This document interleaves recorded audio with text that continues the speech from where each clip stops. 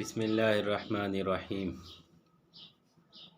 الحمدللہ کفا وسلام علی عبادہ الذین اصطفیٰ اما بعد۔ بزرگوں اور دوستو، آج ہم ایک ایسے موضوع پر گفتگو کر رہے ہیں جن کو لوگ بہت کم اہمیت دیتے ہیں۔ اللہ تعالیٰ کا یہ قانون ہے، اللہ تعالیٰ نے کسی کو مال و دولت سے نوازا، کسی کو علم سے نوازا، یعنی ہر فرد کے اندر کچھ نہ کچھ خاصیت رکھی۔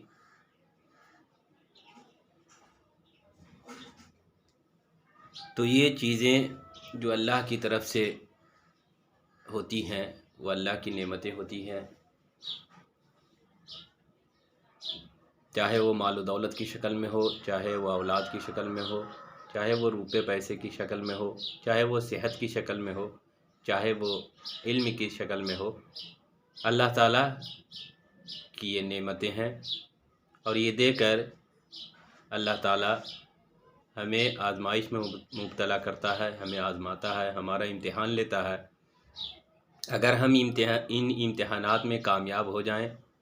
اور ان نعمتوں کو صحیح طور پر استعمال کر کے اللہ کا شکر ادا کریں تو پھر وہ ہمارے لیے باعث رحمت اور اجر و ثواب ہے،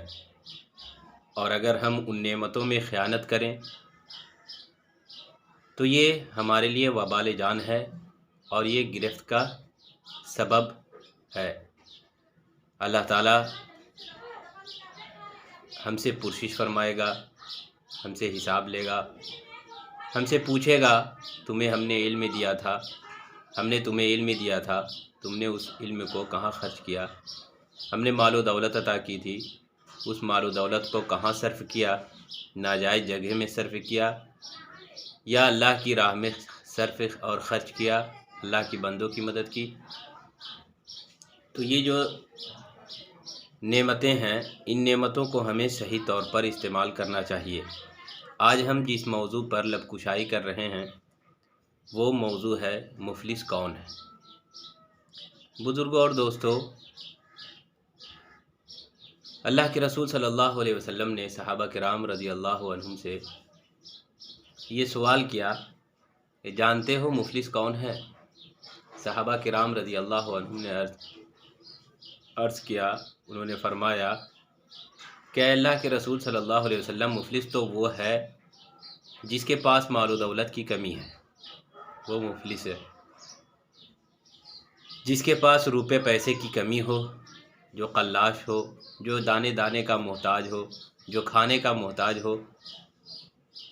وہ مفلس ہے۔ اللہ کے رسول صلی اللہ علیہ وسلم نے ارشاد فرمایا، نہیں، مفلس وہ ہے جو کل قیامت میں ڈھیر ساری عبادتیں لے کر آئے گا، بہت ساری عبادتیں لے کر آئے گا، بہت ساری نیکیاں کی ہوگی، صدقہ خیرات کیے ہوگے، اللہ کے بندوں کی مدد بھی کی ہوگی، یعنی نیکیوں کا ایک ذخیرہ لے کر آئے گا اپنے ساتھ، لیکن اس کے ساتھ ساتھ ہی اس نے کسی کا دل دکھایا ہوگا، کسی کو برا بھلا کہا ہوگا، کسی پر تہمت لگائی ہوگی، کسی کی غیبت کی ہوگی، کسی کی چغلی کی ہوگی، کسی کے دل کو ٹھیس پہنچایا ہوگا، کسی کو حقیر اور ذلیل سمجھا ہوگا، کسی کو گالی دی ہوگی، کسی کا زمین ہڑپ لیا ہوگا، کسی کے مال و دولت چرا لیا ہوگا، غرض کے وہ سارے کام کیے ہوں گے جو حقوق العباد سے تعلق رکھتے ہیں۔ بزرگوں اور دوستو، یہاں پر ہم تھوڑی سی وضاحت کر دیتے ہیں۔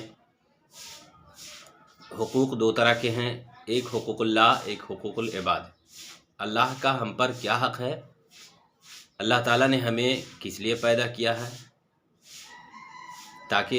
اس لیے پیدا کیا ہے تاکہ ہم اس کی بندگی کریں، اس کی عبادت کریں، اس کی مرضی کے مطابق اپنی زندگی گزاریں، اپنی منمانی زندگی نہ گزاریں۔ جیسا کہ 5 وقتہ نماز ہیں وہ ہر مسلمان پر فرض ہے، اور جتنے بھی فرائض ہیں ان کا ادا کرنا ہر مسلمان پر ضروری ہے۔ جیسا کہ حج ہے تو حج ان مالداروں پر فرض ہیں زندگی میں ایک مرتبہ جو بیت اللہ شریف جانے کی استطاعت اور طاقت رکھتے ہوں، ان کے پاس اتنے مال و دولت ہو کہ وہ آسانی سے وہاں کا سفر کر سکتے ہوں، بیت اللہ کا سفر کر سکتے ہوں، اور حج کرنے کی استطاعت و طاقت ان کے اندر ہوں، تو ان کے اوپر حج فرض ہے۔ لیکن نماز ہر مسلمان پر فرض ہے، تو یہ حقوق اللہ ہے، اللہ کے ہم پر حقوق ہیں۔ بالفرض اگر کوئی شخص نماز نہیں پڑھتا ہے، روزہ نہیں رکھتا ہے، یعنی مختصر یہ کہ جو حقوق اللہ ہے، جو اللہ کے حقوق ہیں، جو اللہ نے ان پر فرض عائد کیا ہے، ان فرائض کو وہ انجام نہیں دیتا ہے، ان سے غفلت برتتا ہے، ان میں کوتاہی کرتا ہے، تو یہ بندہ کا معاملہ اور اللہ کا معاملہ ہے۔ اللہ کے حقوق سے اس نے روگردانی کی ہے، اللہ کی نافرمانی کی ہے، اللہ کے حکم کی تابعداری نہ کر کے اس نے اللہ کے حکم کی خلاف ورزی کی ہے، تو یہ اللہ اور اس بندے کا تعلق ہے۔ اللہ چاہے گا تو اس کو معاف بھی کر سکتا ہے۔ لیکن ایک ہے حقوق العباد، 2 طرح کے حقوق ہیں، حقوق اللہ اور حقوق العباد۔ اب حقوق العباد کیا ہے؟ وہ بندوں کے حقوق ہیں۔ اگر ہم نے کسی کو ناحق گالی دے دی ہو، کسی پر ظلم و زیادتی کی ہوگی، ناحق ہم نے کسی کو قتل کر دیا ہے، کسی پر تہمت لگا دی ہے، کسی کا دل دکھایا ہے، کسی کو حقیر اور ذلیل سمجھا ہے، کسی کی بے عزتی کر دی ہم نے، تو یہ حقوق العباد ہے، بندوں سے تعلق رکھنے والے حقوق ہیں۔ اس بات کو ذہن نشی کر لیں کہ جس بندے کا ہم نے دل دکھایا ہے، جس بندے کے حقوق کو ہم نے پامال کیا ہے، جب تک ہم اس بندے سے معافی نہیں مانگیں گے اللہ تعالی ہمیں معاف نہیں فرمائے گا۔ یہ حقوق العباد ہے۔ دنیا کے اندر ہی جب تک ہماری زندگی ہے، مرنے سے پہلے ہمیں ان باتوں پر توجہ دینا چاہیے، ان باتوں پر دھیان اور خیال رکھنا چاہیے کہ ہم کسی بندے کا دل نہ دکھائیں، کسی کو حقیر نہ جانیں، کسی کو ذلیل نہ سمجھیں۔ یہ بہت بڑی بات ہے بزرگوں اور دوستوں، جن کی طرف عام اور خاص لوگوں کی بھی نگاہیں نہیں رہتی ہیں، وہ اس کو نظر انداز کر دیتے ہیں کہ یہ تو معمولی سی بات ہے، ہم نے فلاں سے تو میں ہوئی اور ہم نے اپنے پاور کا اظہار کر دیا، اپنی طاقت کا اظہار کر دیا، تو اس طرف بہت کم ہی ذہن جاتے ہیں، بہت کم ہی لوگ توجہ دے پاتے ہیں۔ لیکن یہ وہ موضوع ہے بزرگوں اور دوستوں جو میں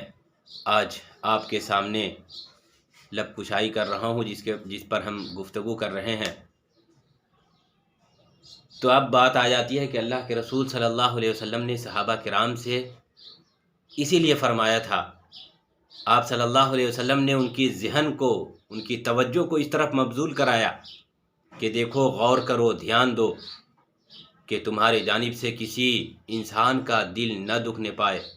تم کسی کی غیبت نہ کرو، تم کسی پر ظلم و زیادتی نہ کر سکو، تم کسی کو حقیر اور ذلیل نہ سمجھو، تم کسی کی بے عزتی نہ کرنا، چاہے وہ کوئی بھی ہو۔ یہ حقوق العباد سے تعلق رکھتا ہے، اگر تم نے ایسا کیا تو اس کی سزا بھی بہت ہی سنگین ہے۔ تو اللہ کے رسول صلی اللہ علیہ وسلم نے صحابہ کرام سے فرمایا کہ جانتے ہو مفلس کون ہے؟ صحابہ کرام نے فرمایا کہ اللہ کے رسول صلی اللہ علیہ وسلم، ہماری نظر میں مفلس وہ ہے جس کے پاس مال و دولت کی کمی ہو، جس کے پاس اتنی مال و دولت نہ ہو کہ وہ خوشحالی کی زندگی گزار سکے۔ اللہ کے رسول صلی اللہ علیہ وسلم نے فرمایا نہیں، مفلس وہ ہے جو کل قیامت میں آئے گا، ڈھیر ساری عبادتیں کر کے آئے گا، بہت ساری نیکیاں کی ہوگی، بہت سارے صدقہ خیرات کیے ہوں گے، لیکن اس کے ساتھ ساتھ ہی کسی کو ذلیل کیا ہوگا، کسی کو رسوا کیا ہوگا، کسی کے حق تلفی کی ہوگی، کسی کی غیبت کی ہوگی، کسی کو ذلیل اور حقیر سمجھا ہو، کسی کی بے عزتی کی ہوگی، کسی کی عزت کو اچھالا ہوگا، کسی پر تہمت لگائی ہوگی، تو وہ سارے حقدار اللہ کے سامنے حاضر ہوں گے۔ بزرگوں اور دوستوں، غور فرمائیے، سارے حقدار اللہ کے سامنے آئیں گے، اپنے حقوق کا مطالبہ کریں گے۔ اللہ کے رسول صلی اللہ علیہ وسلم نے فرمایا کہ اس شخص کے پاس جس نے ڈھیر ساری عبادتیں کی تھی، بہت ساری نیکیوں کا ذخیرہ اپنے ساتھ لایا تھا، بہت سارے صدقہ خیرات کیے تھے، لیکن ساتھ ساتھ ہی کسی پر تہمت لگائی تھی، کسی کی غیبت کی تھی، کسی کو ذلیل سمجھا تھا، کسی کو حقیر سمجھا تھا، کسی کی زمین ہڑپ لی تھی، کسی کو ناحق مارا تھا، کسی کی بے عزتی کی تھی، کسی کو برا بھلا کہا تھا، کسی کو گالی دی تھی، وہ سارے حقوق والے، سارے حقدار اللہ کے سامنے حاضر ہوں گے اور اپنے حقوق کا مطالبہ کر رہے ہوں گے۔ اللہ کے رسول صلی اللہ علیہ وسلم ارشاد فرماتے ہیں کہ ان سارے حقداروں کو اللہ رب العزت اس شخص کی نیکیوں سے اٹھا کر اس شخص کے نیک اعمال ان سارے حقداروں کو دے دے گا، یہاں تک کہ اس کے پاس جتنی بھی نیکیاں تھیں وہ ساری کی ساری نیکیاں ختم ہو جائیں گی، اب بھی حقدار باقی ہوں گے اور اپنے حقوق کا مطالبہ کر رہے ہوں گے، تو اللہ رب العزت پھر ان حقداروں کے گناہوں کو اس شخص کے اوپر لاد دے گا جو ڈھیر ساری عبادتیں کی تھی، جس نے بہت ساری نیکیاں کی تھی، لیکن اب وہ قلاش رہ گیا، اب اس کے پاس ایک بھی نیکی نہیں بچی ہے۔ کیوں کہ نیکیاں تو بہت تھی، صدقہ خیرات بہت کیے تھے، بہت سارے نیک اعمال کیے تھے، اعمال صالحہ کیا تھا، لیکن ساتھ ساتھ ہی کسی کا دل دکھایا تھا، کسی کو حقیر سمجھا تھا، کسی کو ذلیل سمجھا تھا، کسی کی بے عزتی کی تھی، کسی کو گالی دی تھی، تو ان سارے حقداروں کو اللہ رب العزت اس شخص کی نیکیوں میں سے دے دے گا، اور پھر وہ شخص قلاش رہ جائے گا، اس کے پاس ایک بھی نیکی نہیں بچے گی۔ حقدار ابھی بھی باقی ہوں گے، اللہ سے اپنے حقوق کا مطالبہ کر رہے ہوں گے، اللہ رب العزت ان حقداروں کے گناہوں کو اس شخص کے اوپر لاد دے گا، پھر اللہ رب العزت فرشتوں کو حکم دے گا، کیونکہ اس کے پاس اب ایک بھی نیکی نہیں ہے، اللہ رب العزت اس شخص کو، فرشتوں کو حکم دے گا کہ اس کو لے جا کر جہنم میں پھینک دو۔ بزرگوں اور دوستوں، کتنا ڈرنے کا مقام ہے کہ اس شخص کے پاس کتنی نیکیاں تھیں، کتنے نیک اعمال تھے، لیکن اس نے بندوں کی حق تلفی کی تھی، بندوں کا دل دکھایا تھا، بے عزتی کی تھی، اللہ کے بندوں کے ساتھ نہ حق تلفی کی تھی، کسی پر تہمت لگائی تھی، کسی کا مال لوٹ لیا تھا، کسی کو ذلیل کیا تھا، کسی کو حقیر سمجھا تھا، کسی کی بے عزتی کی تھی، ان ساری نیکیوں کو ان حقداروں کو اللہ رب العزت دے دے گا اور یہ شخص قلاش اور مفلس رہ جائے گا۔ اللہ کے رسول صلی اللہ علیہ وسلم فرماتے ہیں، ارشاد فرماتے ہیں کہ دیکھو مفلس یہ ہے، مفلس اسے کہتے ہیں کہ وہ بہت ساری نیکیاں کر کے گیا تھا، لیکن اس کے ساتھ ساتھ ہی اللہ کے بندوں کا دل دکھایا تھا، اللہ کے بندوں کو ذلیل کیا تھا، رسوا کیا تھا، اسے حقیر سمجھا تھا، اس کی زمین پر نظر ڈالی تھی، اس کی عزت پر نظر ڈالی تھی، کسی بندے کی غیبت کی تھی، کسی بندے کو حقیر اور ذلیل سمجھا تھا، تو اللہ رب العزت نے اس کی نیکیوں کو ان حقداروں کو دے دیا۔ آج اس کی یہ حالت ہو گئی کہ اس کے پاس ایک نیکی بھی نہیں بچی، اوپر سے اور حقدار ابھی باقی تھے، تو اللہ رب العزت ان حقداروں کے گناہوں کو اس شخص کے اوپر لاد کر اسے جہنم رسید فرما دے گا۔ بزرگوں اور دوستو، غور کیجئے، اللہ کے رسول صلی اللہ علیہ وسلم اس کعبہ معظمہ کو مخاطب کر کے ارشاد فرماتے ہیں جس کعبے کی طرف ہر مسلمان 5 وقت کی نماز پڑھتا ہے، جس کی طرف رخ کر کے، اس کعبہ معظمہ کی کیا اہمیت ہے، ہر مسلمان اس سے بخوبی واقف ہے کہ ہر مسلمان اس سے محبت کرتا ہے کہ کعبہ معظمہ اللہ رب العزت کا وہ پاک گھر ہے جو اس روئے زمین پر سب سے پہلے بنایا گیا۔ اللہ رب العزت قرآن پاک میں ارشاد فرماتا ہے، ان اول بیت وضع للناس للذی ببکۃ مبارکا وہدی للعالمین۔ ان اول بیت وضع، لوگوں کے لیے جو سب سے پہلا گھر بنایا گیا وہ کعبہ میں ہے۔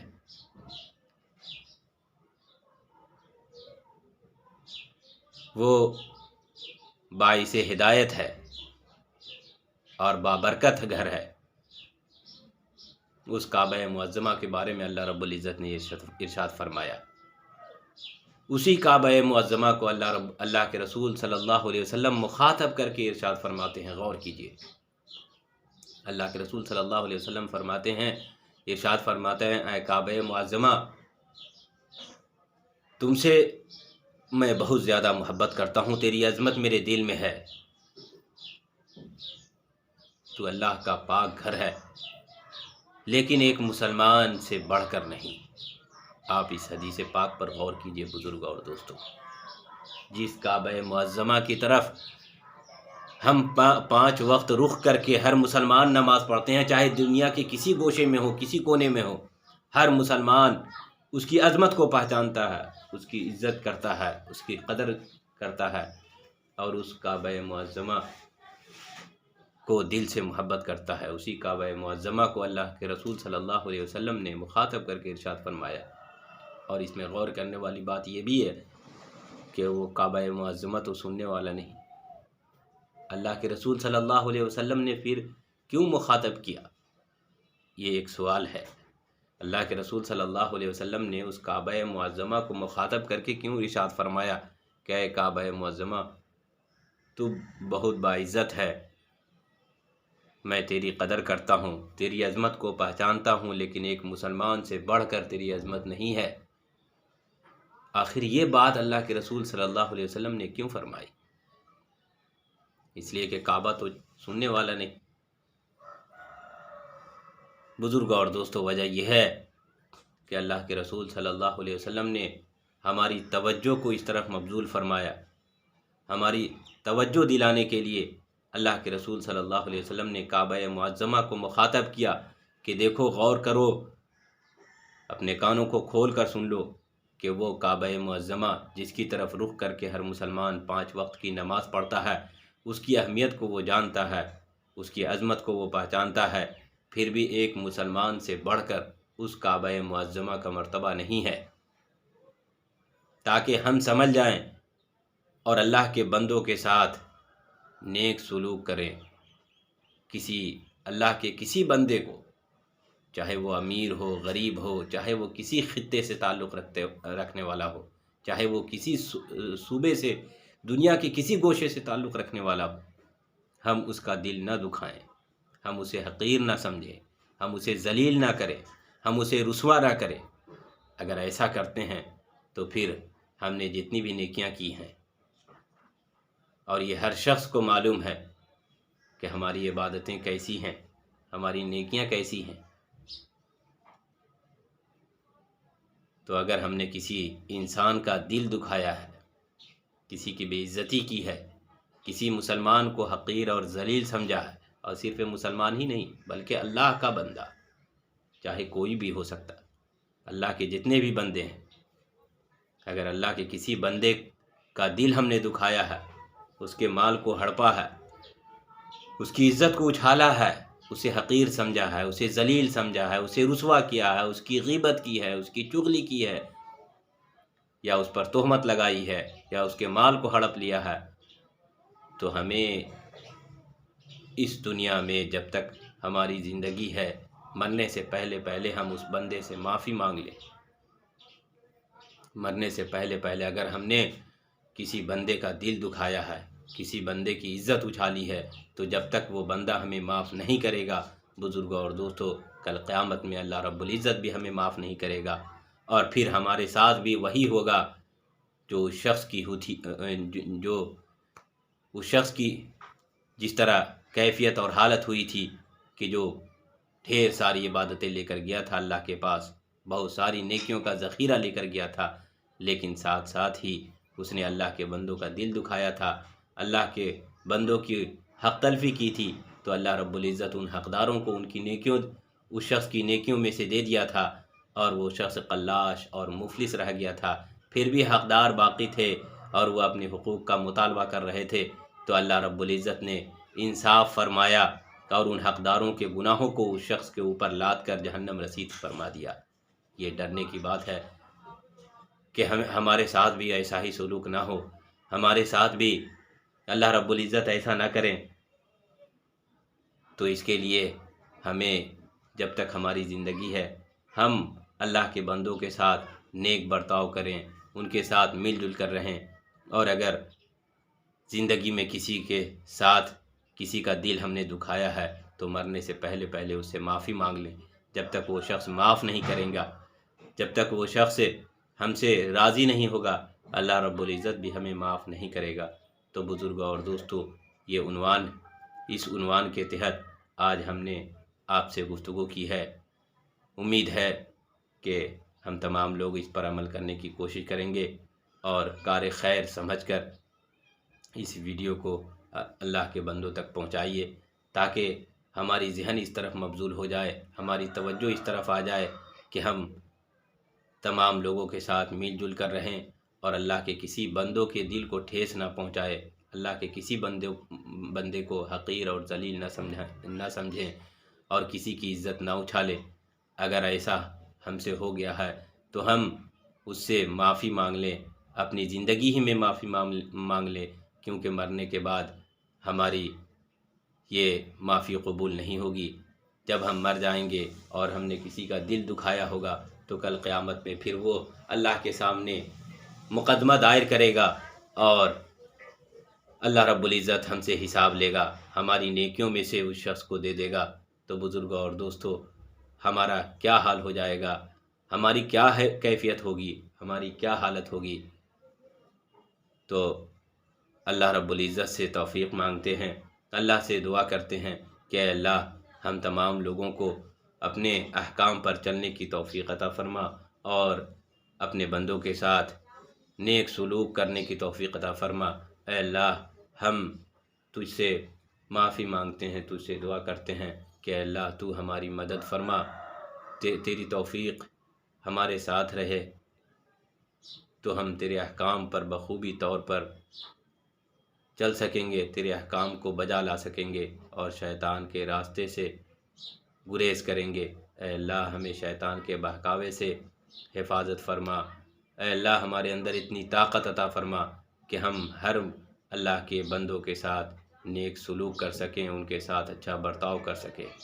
اللہ رب العزت توفیق سے نوازے، اور اللہ رب العزت ہم تمام لوگوں کو نیک اعمال کرنے کی توفیق عطا فرمائے۔ آمین۔ وآخر دعوانا ان الحمد للہ رب العالمین۔